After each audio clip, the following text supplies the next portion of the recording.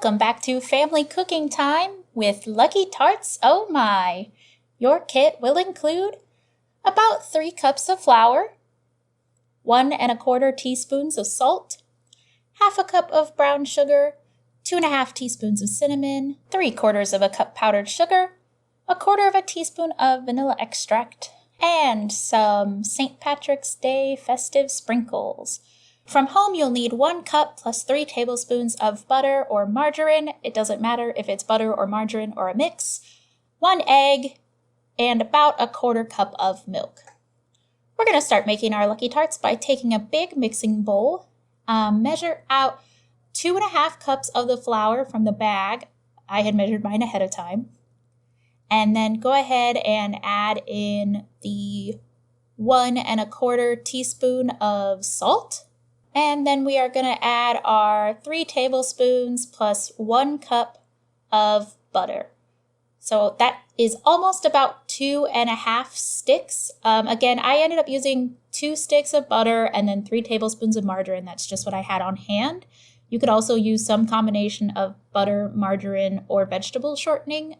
It won't really affect the end result other than the flavor a little bit. They should all make a nice flaky tart dough. So what we're going to do here, I put those sticks of butter.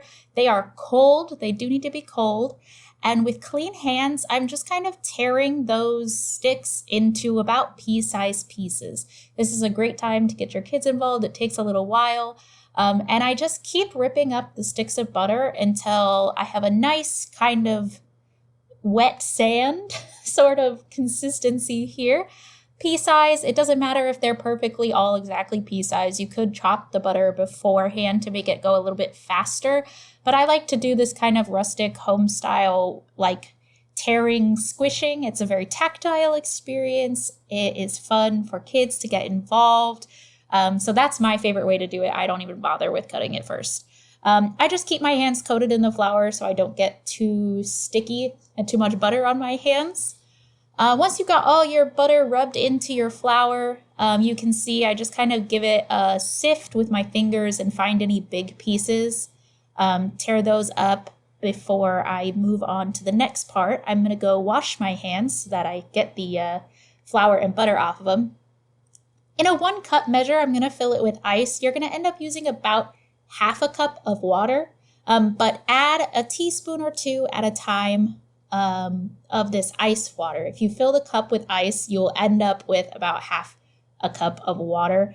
But we're just trying to hydrate this flour until it just comes together. I'm doing this kind of folding motion to really just try and get all the flour wet, but not soggy, just damp, right? We want it to come together into a dough. So I'm just going to add about a teaspoon at a time until it starts to come together in a ball. And again, I'm not really stirring this. It's more of a fold.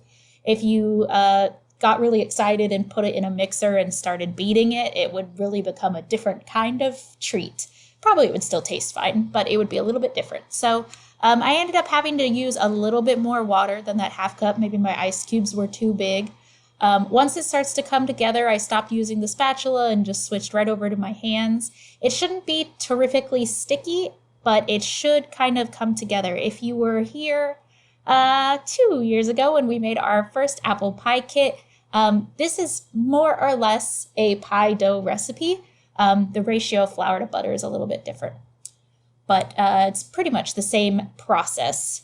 So once your dough comes together in a ball, get all the little chunks off your fingers, put it into a lump, and then you can go ahead and clean off your table. If there's any water, you don't want extra water, so I wipe the countertop there.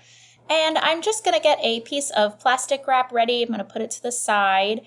And once I have that flat on my countertop, what you're going to want to do is go ahead and I'm going to take this ball of dough and kind of smush it more into a log. Again, not kneading it or anything. Just karate chop it right in half. Give it a nice tear and split it in 2. You could also use a knife, but I watched a lot of SpongeBob as a kid. So we are going to take our dough, just smush it down so it's about 1 inch of the way. Nice little dough packet, 1 inch thick. Wrap it tightly in plastic wrap and go ahead and put that side of the dough in the fridge. We are going to now flour our countertop liberally and go ahead and put our dough right in the center of that floured countertop. I'm going to probably put a little more flour on the top. I'm just kind of reforming this into more of a rectangle shape. I find that if you start from a rectangle and then start rolling it out, it can be a little easier to maintain the rectangle, which is what shape we are trying to go for here. I'm going to use a rolling pin after I've sprinkled some more flour on the top of that dough and just roll it out until it's about 1/8 of an inch thick. I wouldn't recommend going any thicker than that, but the goal here is we're trying to make a rectangle that's about 9 inches by 12 inches. If you find that your dough is sticking to the countertop, you can peel it up carefully from one side, flour it, and then peel the other side and put it back down. You should be pretty easily able to scoot this dough in any direction at any time while you're rolling. So that's a pretty good way to tell if you've stuck it to the countertop or not. But at that size, it's pretty easy to just flip it over onto your hand and flour underneath it. So I'm literally going to take a ruler here. Now that I'm pretty sure my dough is about, this is more of a 12 by 12 square, but I only need 12 by 9. We're going to take our pizza cutter and try and make this as rectangular as possible. I'm going to cut that 12 inches there at the bottom, and then any excess dough you can just put in a pile to the side on your tabletop. And measure out about 12 inches, cut up 9 inches, and then cut 12 inches across. Once you have that rectangle, and I know what you're saying, Shelly, this is a trapezoid, and you are correct. You're going to measure out 4 inches and just mark across the top and bottom with your ruler, and then cut that 4 inches all the way from the bottom to the top with your pizza cutter. So I make a mark on the top and the bottom and then line the ruler up between the two tops, or between the two marks. And that's how I make my line straight. And you can see I've made one line on the left side. That's how I'm going to kind of even out this into a rectangle, less of a trapezoid. So the ultimate goal here is to make 9 rectangles that are 4 inches by 3 inches. So I cut them 4 inches this way, and then I'm going to mark 3 inches and 3 inches and 3 inches on the other side and cut all the way across. So you can see I've got 9 rectangles, and you're like, hey, Shelly, that's still pretty much a trapezoid. That's camera angles. So once we've got those cut, we're going to take a piece of parchment paper, put it on a baking sheet, and then carefully use a spatula to transfer these dough rectangles to the baking sheet so we can refrigerate them. It's not too important to spread them out right now. We don't want them to overlap, but we do just want them to be on the sheet. They don't need room. They're not going to spread that much. Make sure these are nice and rectangular at this point, and then go ahead and pop those right into the fridge. I went ahead and got the second packet of dough, and after I flour my surface, I take the scraps from the last round and put them underneath the rectangle before I roll this out. Other than that, I am using the exact same technique. I am making 9 rectangles that are 4 inches by 3 inches. I did change the orientation this time, give it a portrait instead of a landscape. But we are, again, trying to get 9 rectangles 4 inches by 3 inches. I'm going to take a second piece of parchment paper and just put it right on top of the other rectangles we already put on our baking sheet. Put these rectangles just on top of the new piece of parchment paper and pop the whole thing into the fridge. On a clean countertop and in a small bowl, I'm going to take half a cup of brown sugar and 2 teaspoons of cinnamon, and 1 tablespoon of flour, and we're going to mix this up. I just use a spoon because we're going to use a spoon later, and I don't like to do dishes. I just use the back half of the spoon to break up any big lumps and make sure this is nice and combined. If you do like to do dishes, you could do it in a food processor, but once you've got that all mixed up, you can just put that right to the side. Then I'm going to take a small bowl and take 1 egg. We're going to make an egg wash. Carefully crack an egg, and then wash your hands after. Once you take the shell to the trash can. Then we're going to add 2 teaspoons of milk. Make sure you always pour right over the bowl in case you spill. And we are just going to beat that up with a fork and until the egg looks like a nice scrambled egg. The milk is nicely mixed into it. We're going to put that to the side. Again, I'm just going to kind of paper towel off that fork because we're going to need it later. And we will also need this pastry brush. So now we've got our egg wash ready, we've got our filling ready, and we are ready to assemble our Pop-Tarts.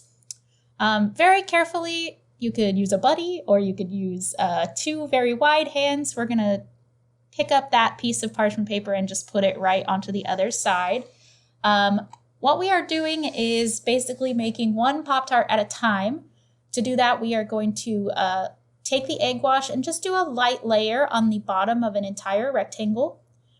You're going to take probably about a tablespoon of this filling mixture and just kind of spread it around in the center of a Pop-Tart. You want to leave about 1/8 of an inch all the way around so you have room for the rectangle to fit. If your rectangles aren't perfect, you can try a couple to see which one would match the best. And then go ahead and press down all the way around on all the edges with your fingertips to kind of crimp it. And then we are going to just vent the top layer of dough here with a couple pokes of the fork. You could do this with a toothpick. You just want somewhere for the steam to let out. And then we're going to repeat that exact process 8 more times.